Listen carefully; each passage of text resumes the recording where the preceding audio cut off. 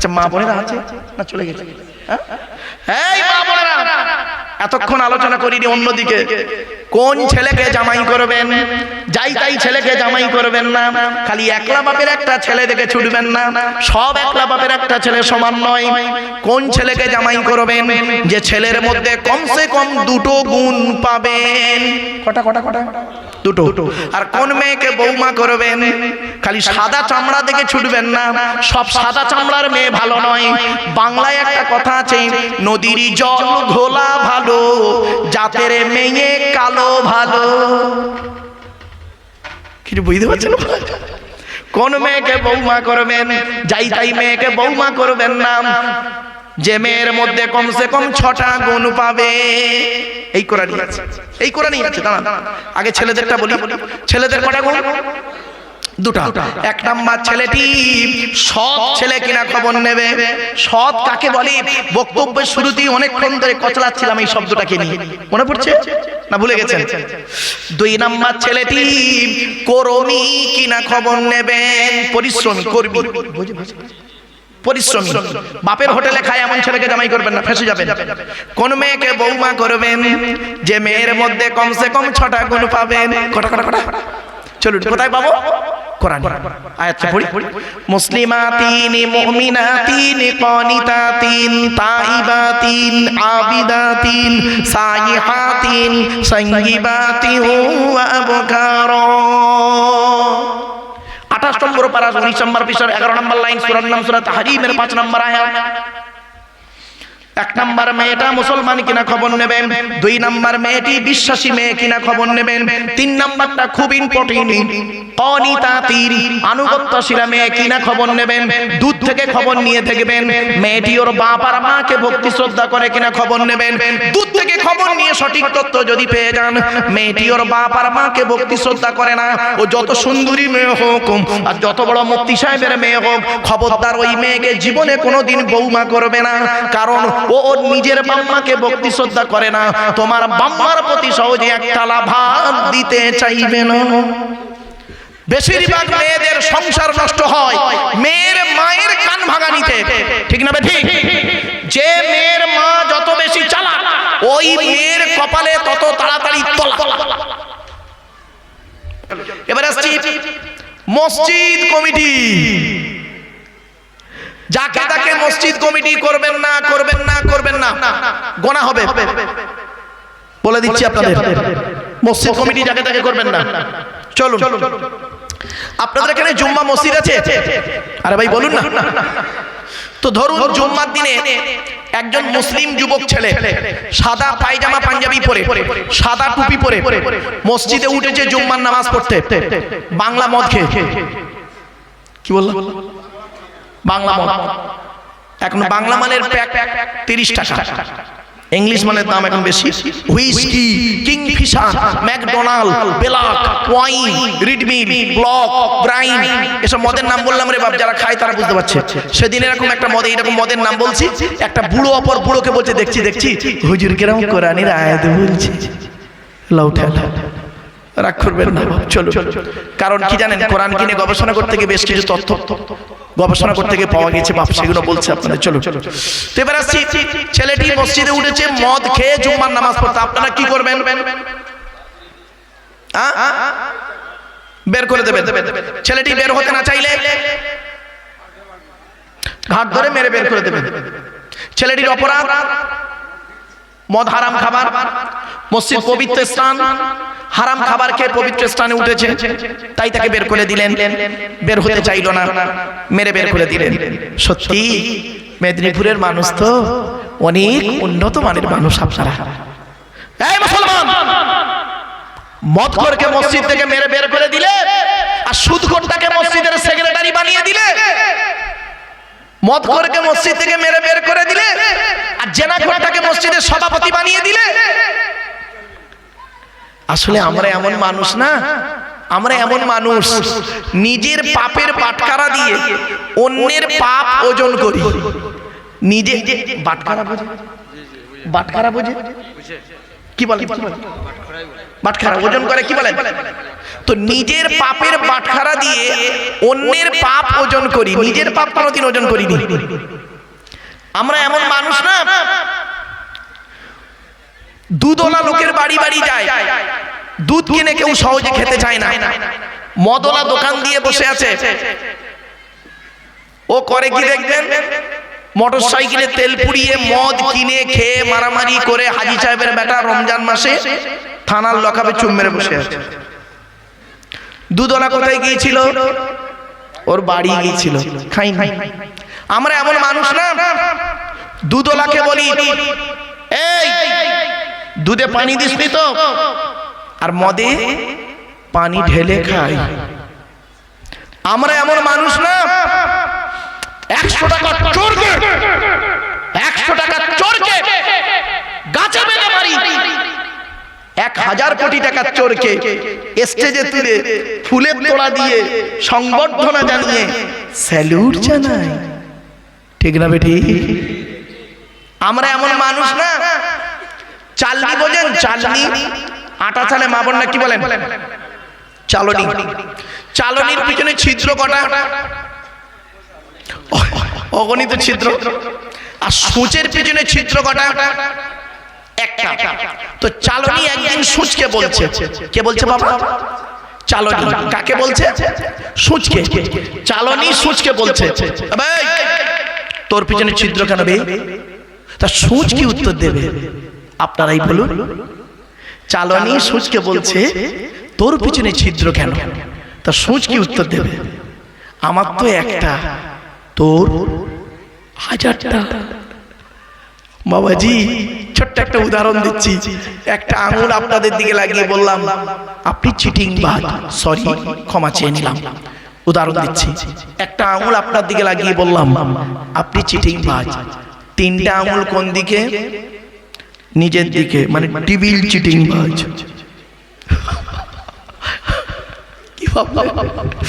বিবেকানন্দ একটা কথা বলতেন, লোকে কি হয়েছে, কি দেখেছে, কি শিখেছে এটা বড় কথা নয়, তুমি নিজে কি হয়েছো, কি দেখেছো, কি শিখেছো, এটাই মূল ম্যাটার।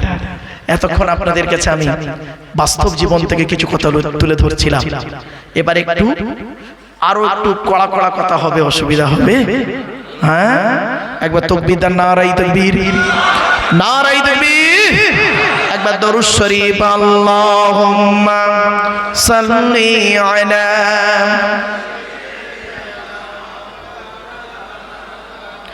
ওয়া আলা আলি সাইয়্যিদিনা। এবার আসছি মসজিদ কমিটি কাকে করবেন? মসজিদ কার ঘর? ওয়ান্নাল মাসাজিদা লিল্লাহি ফালা তাদউ মাআল্লাহি আহাদা। 29 পারা সূরা জিনের মধ্যে আল্লাহ বলে দিলেন মসজিদগুলি হলো আমার জন্য, আমি ছাড়া অন্য কারোর আরাধনা উপাসনা করিও না। তাহলে বোঝা গেল কি? আল মসজিদু বাইতুল্লাহ, মসজিদ হলো আল্লাহর ঘর। মসজিদ যদি আল্লাহর ঘর হয় তাহলে মসজিদের কমিটি করবে কে? আল্লাহ। যার ঘর সে করবে। তা আল্লাহ তো কোরআনে মসজিদ কমিটি করে দিয়েছে, আপনাদেরকে আমরা বলিনি, আপনি জানেননি বলে করেননি, যাকে তাকে করে দিয়েছে। শুনেনি? বলবো না বলবো নি? বলবো। আপনাদের আগ্রহ দেখে মনে হচ্ছে মসজিদ কমিটির সঙ্গে আপনাদের প্যাকশন। এমনি বললাম বাবা, চলে একটু মাঝে মাঝে হাসি চলে, কথা বলি কেন? মাইন্ডটাকে ফ্রি করার জন্য। চলে চলে আল্লাহ পাক কোরআনে বললেন মসজিদ কমিটি কে হবে, মসজিদের দায়িত্ব কে নেবে? শুনে নিন। কোরআনে বলা হয়েছে যার মধ্যে 5টা গুণ থাকবে ওই লোকটা মসজিদ কমিটি হবে। কটা গুণ? কটা গুণ? 5টা। দলিল কোরআন।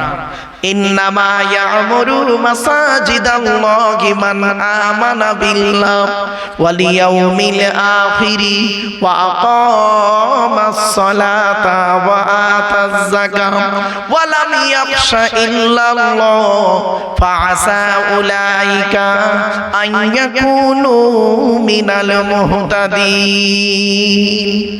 10 নম্বর পারার 8 নম্বর পৃষ্ঠার 9 নম্বর লাইন, সূরার নাম সূরা তাওবার 18 নম্বর আয়াতে আল্লাহ পাক বলে দিলেন মসজিদের দায়িত্ব তারাই নেবে যাদের মধ্যে 5টা গুণ থাকবে। কমসে কম 1 নাম্বার হলো মান আমানা বিল্লাহ, যে ব্যক্তি 100% আল্লাহকে বিশ্বাস করবে। আপনি আল্লাহকে 100% বিশ্বাস করেন তো?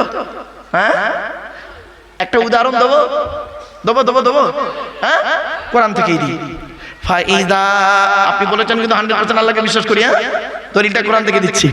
ফাইজা রাকিবু ফিল ফুলকি দাআবুল্লাহা মুখলিসিনা লাহুদ্দিন ফালাম্মা নাজ্জাহুম ইলাল বাররি ইযা হুম ইউশরিকুন। 21 নম্বর পারা 3 নাম্বার পৃষ্ঠা 3 নাম্বার লাইন, সূরার নাম সূরা আনকাবুত। আল্লাহ পাক বলে দিলেন, বান্দা যখন নৌকায় করে নদী পার হতে যায়, নদীর মাঝখানে যখন নৌকাটা গিয়ে একবার টলমল করে, ওরা তখন প্রত্যেকেই মরণের ভয়ে আল্লাহ আল্লাহ বলে চিৎকার করে। আল্লাহ বলে, আমার নাম রহমান, আমার নাম রহিম, তোদের কান্না সহ্য করতে পারি না। ফালাম্মা নাজ্জাহুম ইলাল বাররি, যখন ফেরেশতাদের মাধ্যমে তোদের ডাঙায় তুলে দিই, তোরা এত বড় মুনাফিক বদমাইশ, যেই ডাঙায় উঠে গেলি ইযা হুম ইউশরিকুন, আমার সঙ্গে শিরক করিস আর বলিস মাঝি ভালো ছিল বলে বেঁচে গেছি বে, নইলে মরে যেত। ঠিক না বেটি? দেখেছি আরেকটা দলিল দিচ্ছি কোরআন থেকে।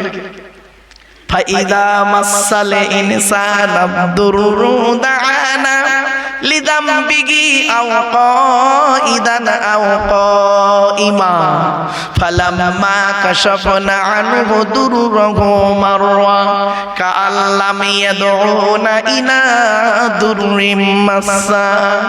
11 নম্বর পারা 7 নম্বর পৃষ্ঠা, সূরার নাম সূরা ইউনূসের 12 নম্বর আয়াত।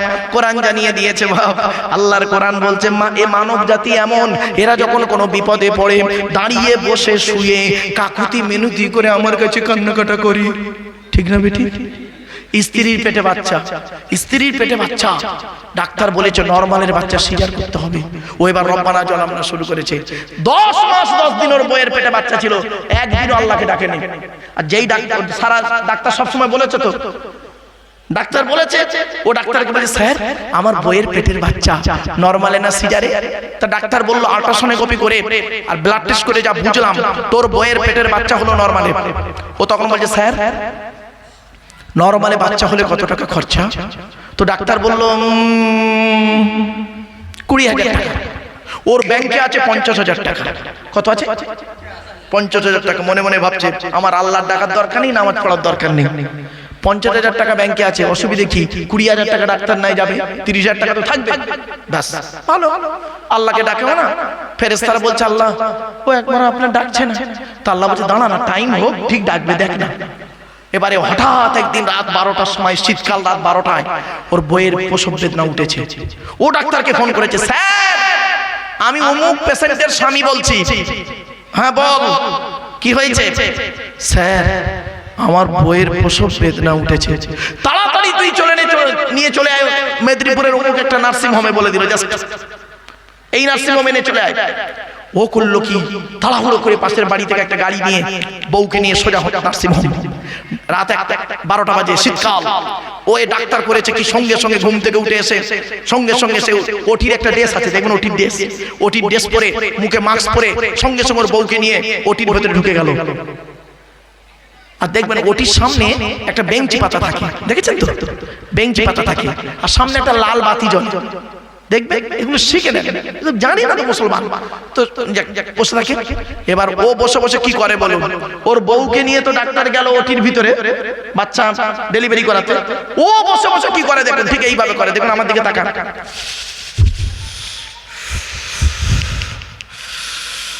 টেনশন করছে। ফেরেশতারা আল্লাহকে বলছে, আল্লাহ দেখুন আদমের সন্তান কিরকম টেনশন করছে। আল্লাহ বলে, দাঁড়া, পিকচার আবি বাকি, বাচ্চাটা হচ্ছে কার? তা ফেরেশতারা বলছে, ওর বয়ে। টেনশন করছে কে? ও বলছে, আল্লাহ ও টেনশন করছে কেন? আল্লাহ বলছে, জানিস ও কত বড় চিটিংবাজ? বলছে, তখন ফেরেশতারা বলছে, আল্লাহ ওর বউকে ভালোবাসে বলে টেনশন করছে। বলে, ভালোবাসে, ভালোবাসার মুরগি পোষার সমান। দেখবি এক্ষুনি তোর বউটাকে এক্ষুনি ডেলিভারি করতে গিয়ে মেরে দিই, যদি ওর বউটা মরে যায় 40 দিন হবে না, আরেকটা বিয়ে করলে চলে আসবো। বুঝতে পারলেন না আমার ওয়াজ? এবার কিছুক্ষণ পরে ডাক্তার বের হয়েছে, বের হতেই ও তখন উঠে বলছে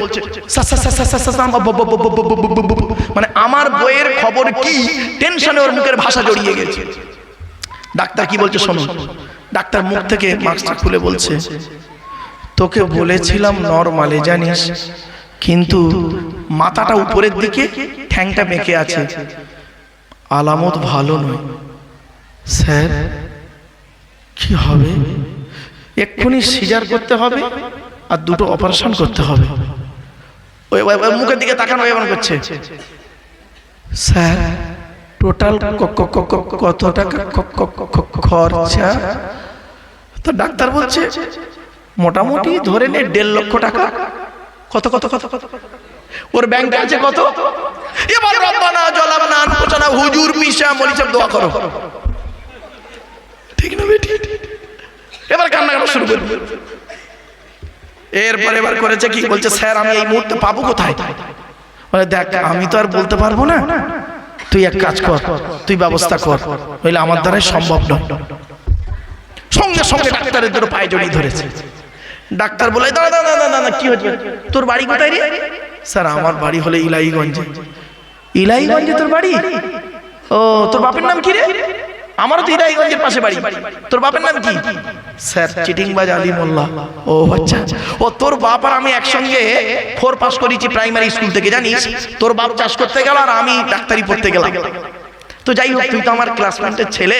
আচ্ছা ঠিক আছে, এক কাজ কর, তুই তোর আল্লাহকে ডাক বসে বসে, আমি আবার একবার চেষ্টা করে দেখি। ডাক্তার গিয়েছে ফের ওটির ভিতরে। ও এবার কি করে বলুন? ওর এবার অ্যাটিটিউডটা দেখুন। আল্লাহ যদি বউ বাচ্চা বেঁচে যায়, তোমার মসজিদে 100 বস্তা সিমেন্ট দেবো, মাদ্রাসায় 50,000 টাকা দেবো, জলসায় 10 বস্তা চাল দেবো। হরতকালী মান্যত করতেছে। তার ফেরেশতারা বলছে আল্লাহ আদমের সন্তানেরা এত তাড়াতাড়ি মুহূর্তের মধ্যে ভালো হয়ে যায় আমরা জানতাম না। আল্লাহ বলছে চিটিং বাজি রে, ও দেবে না, মিথ্যা কথা বলছে। বলছে দেবে না, এতগুলো মান্যত করলো, নিয়ত করলো, দেবে না, ওয়াদা করছে। আল্লাহ বলছে দেখবি, দাঁড়া দাঁড়া দেখাচ্ছি। ভোর 3টে বাজে ডাক্তার বের হয়েছে। ডাক্তার বের হয়ে ওর সামনে দিকে এইভাবে দাঁড়িয়েছে, আমার দিকে তাকান।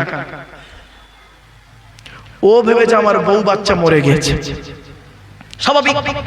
কিছুক্ষণ পরে ডাক্তার মুখ থেকে মাস্কটা খুলে বলছে তোর কপাল ভালো জানিস, তোর কপাল খুব ভালো, তোর বইয়ের পেটের বাচ্চা নরমালে হয়েছে আর একটা বেটা ছেলে হয়েছে। মুহূর্তের মধ্যে কি বললো জানেন? স্যার আপনি ছিলেন বলে আমার বউ বাচ্চা বেঁচে গেছে, নইলে মরে যেত। কিছু বুঝতে পারছেন ওয়াজ? এই জন্য বলেছিলাম 100% ঈমান। আপনি কোথায় আছেন? 100% ঈমান মুখেই বলছেন আল্লাহকে বিশ্বাস করি, নবীকে বিশ্বাস করি, কাজে কিছু করেন না। চলুন এগিয়ে যাচ্ছি। এজন্য বলি ভালোবাসা, ভালো লাগা।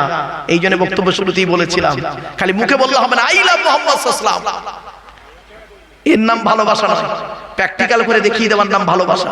আর আমি বক্তব্যের শুরুতেই বলেছিলাম ওয়াজটা কি, শুনে বুঝে প্র্যাকটিক্যাল করার নাম হলো ওয়াজ। শুনে রেখে দিন, আমরা যদি অজানা দেশে যেতে চাই, ধরুন এটা ভারতবর্ষ, এখন আমেরিকায় যাব, অজানা দেশে যেতে গেলে সেই দেশের দুটো জিনিস লাগে, একটা গাইড বুক, একটা গাইডার, ঠিক না ঠিক?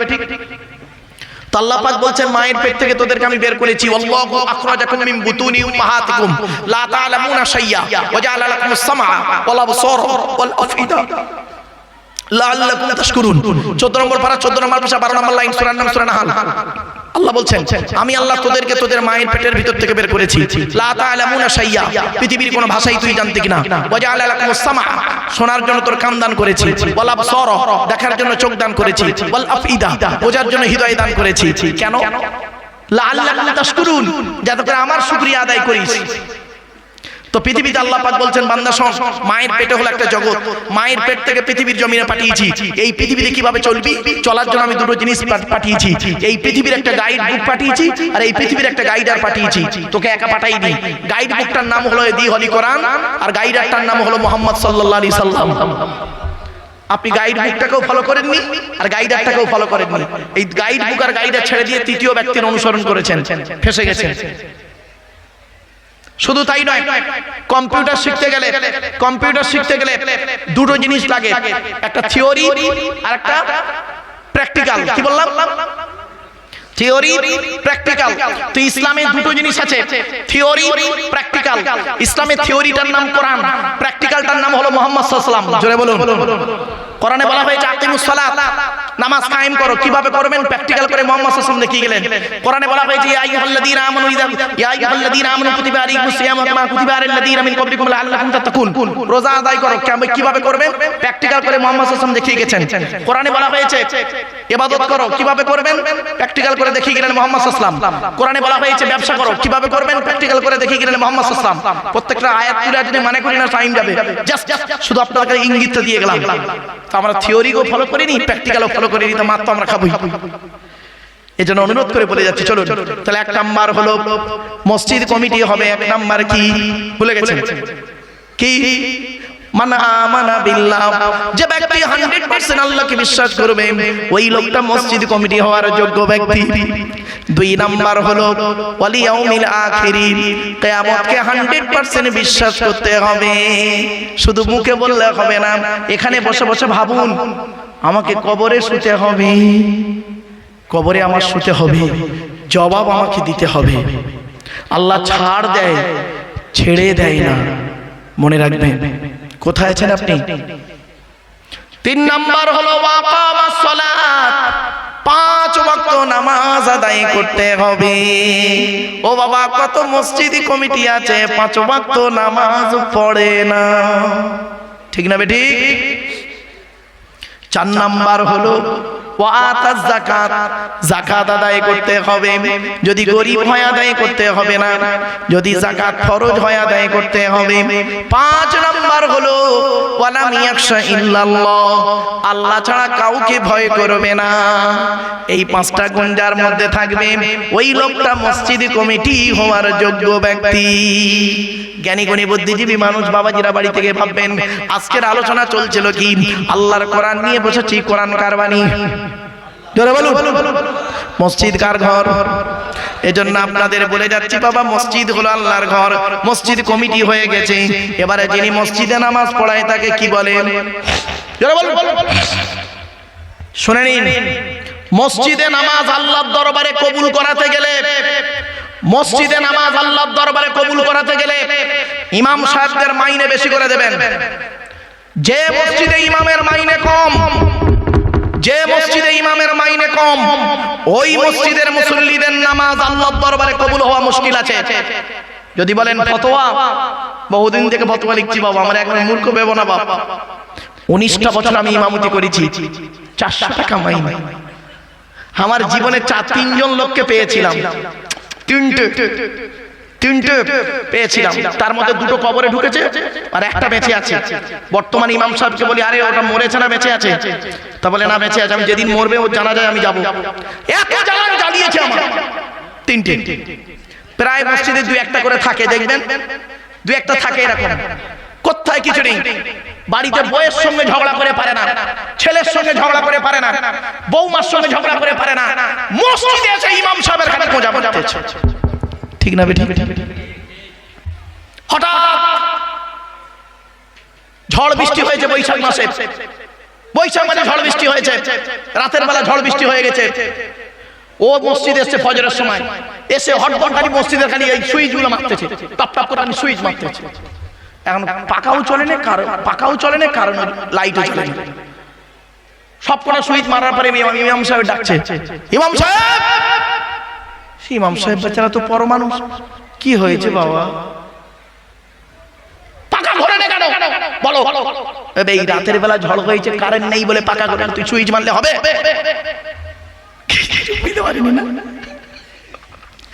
আমার ওয়াজ শুনলে একটু বেরেন লাগলো বাবা। সেদিন আলোচনা করতে করতে MS সেকেন্ড ইয়ার স্টুডেন্টদের পড়াতে